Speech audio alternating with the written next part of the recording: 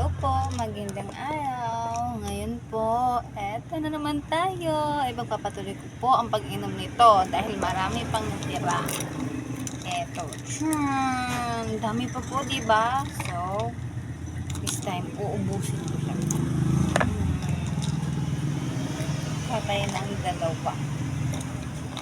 Hindi ko siya naubos dati. Kasi nakakalimutan ko. May trabaho na kasi.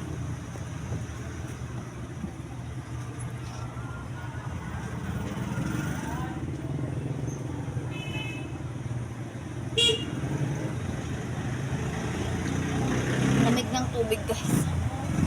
Hirap na naman.